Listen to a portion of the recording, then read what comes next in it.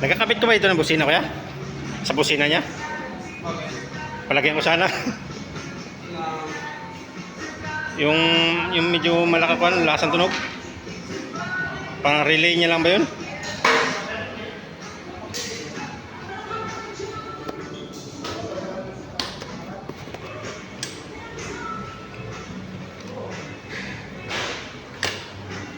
Ito?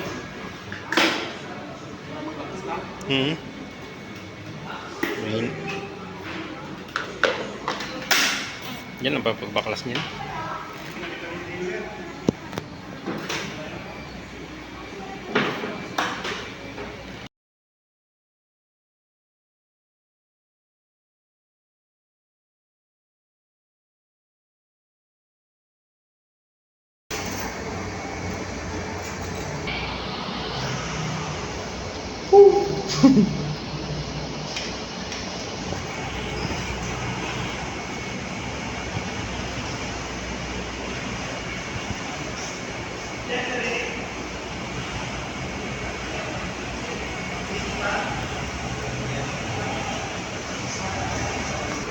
Pero pag ito nilang sawa, may pwede na ba? Isawa na ba? Oo. Isawa. Ganda na lang po ang office mo. Eh, Mahal na mahal ka nila. ha? Mahal na mahal ka talaga nila. Binigyan ka talaga ng magandang gusto. Mahal na.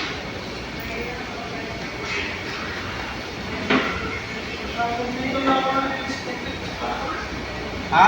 Pinag-iis ko lang. Yung. Yung pagpalit sa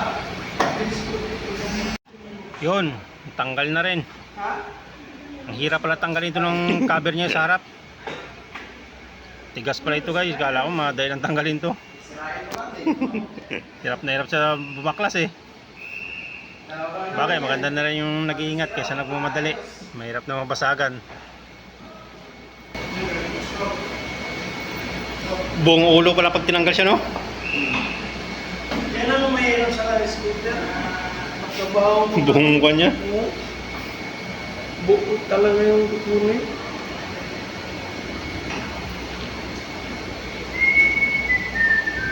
Para ka rin nagsisarya ng tao. Ha?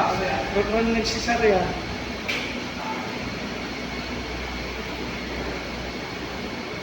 Makabig kasi pag nagapan. Bigla kang liko. Sa bearing niya. Baka yung kuha niya. Durog na. Yung taper niya? Tikor.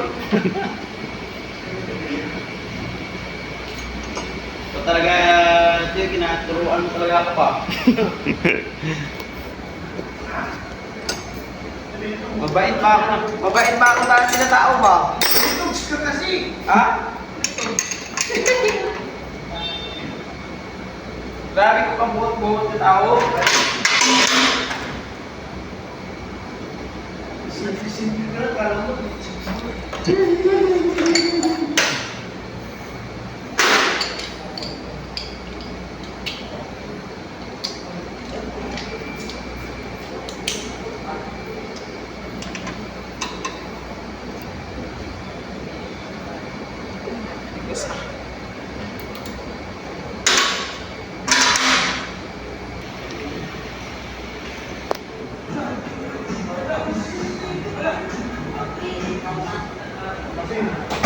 Nangantaman niya eh. Hindi ba ganda ng kuhan? Ha?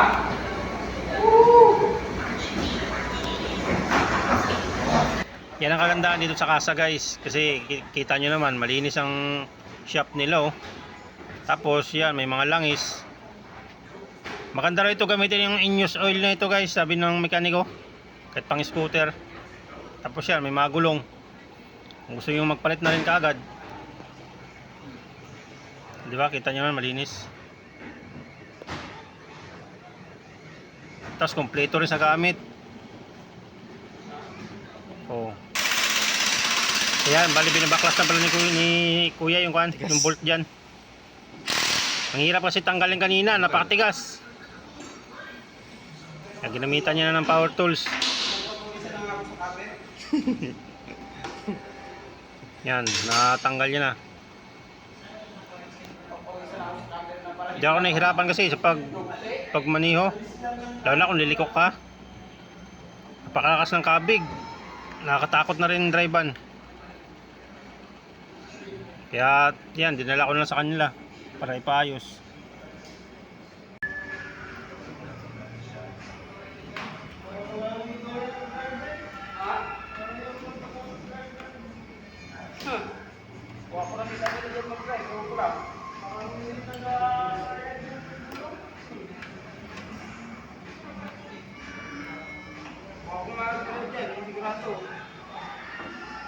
Sila lahat.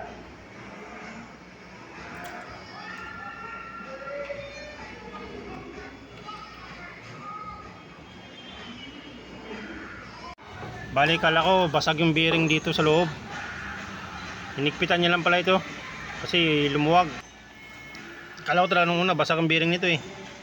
Butin lang lumuwag lang. Kaya yan, hindi kami nakapagpalit ng bearing. Hinikpitan lang niya pala yan dyan. Yan yung iniikot niya. May manubila.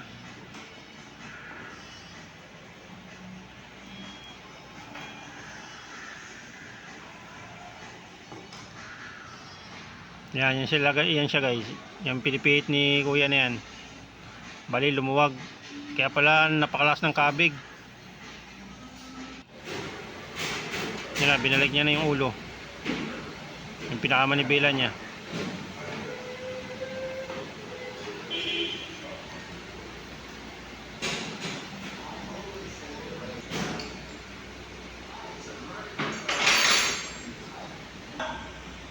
Sir na ano po na nila parts inventory clerk. Okay. Not to pamito ito. Ito panagkapan. Ano kitang akong mga trabaho ba? Ay, yung busina niya kaya. So ayan guys, bali muntik nakalimutan yung busina dito na ipapalagay ko. Kaya yun, sinabi ko ulit kay kuya. Kasi nakalimutan niya.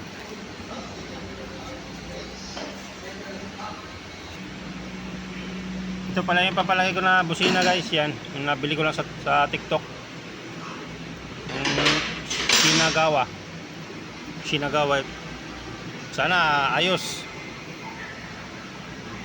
Kaya try natin ipalagay kung anong tunog. Sa video kasi nung busina na yun, malaki ang tunog. Buo. At sana totoo. Yan, bali binabaklas na ni kuya yung kwan dyan, yung busina niya. Para ikabit itong binili natin. Medyo matagal-tagal din pala pagbaklas ng busina nito.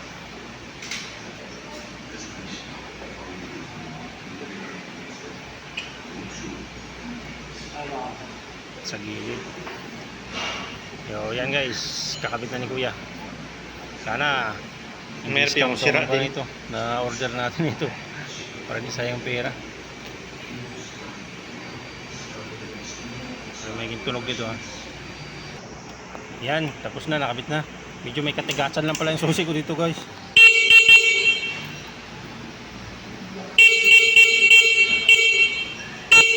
So ayan, wala rin nagbago sa tunog. Ako din ba ang tunog niya? Yuts. Dapat may plus minus to.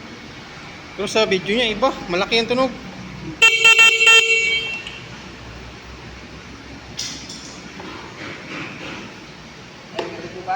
Huwag na. Pag-ulo ba? Parang gisayin-sayin ng pira ko dyan ha.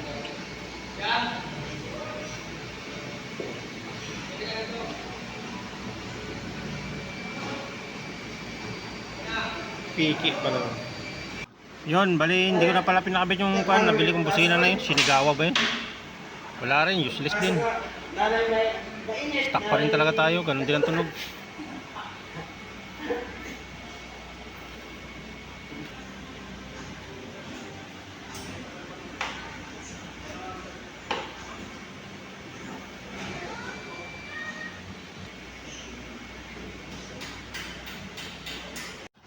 Ayan guys, bali nakabit na yun pala yung buong mukha niya.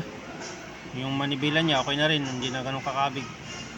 Hindi ganun kakabig na, wala na talagang kabig. So ito na sunod. Kasi kung dali magpabaklas ng panggilid para malinis, mabawasan yung dragging kasi malakas na ang dragging niya, vibration. Kaya ito, nabaklas ko na rin kay kuya para malinis, para isang gawaan lang. Ayan guys, bali baklas ng gilid.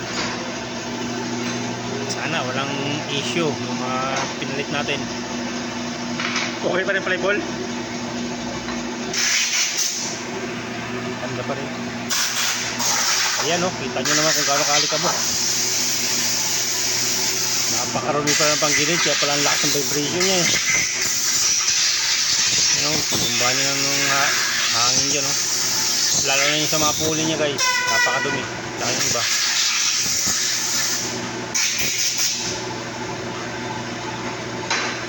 Napakalikabok din yan. Kita nyo naman yung buga ng spray gun niya pagka malikabok.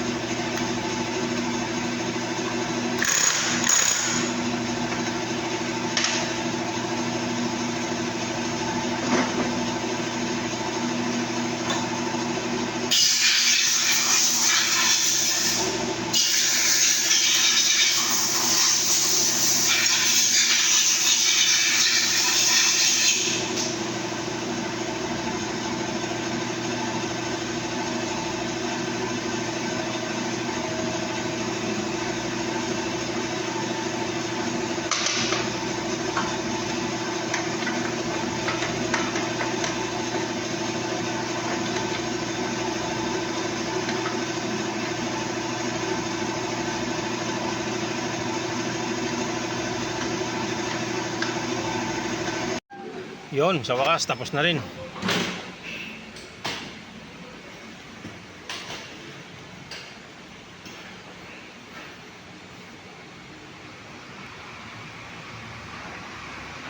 Bale, sound check natin siya, guys.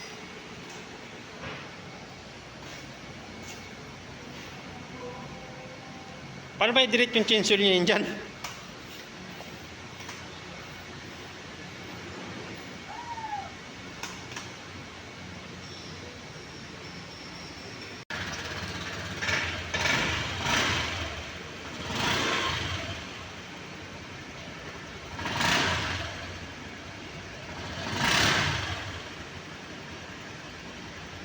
Hinog na naman.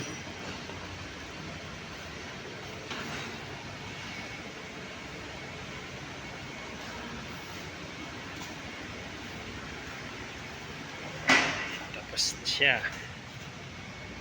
Thought Ski Vlog. Thank you for watching. Ride safe.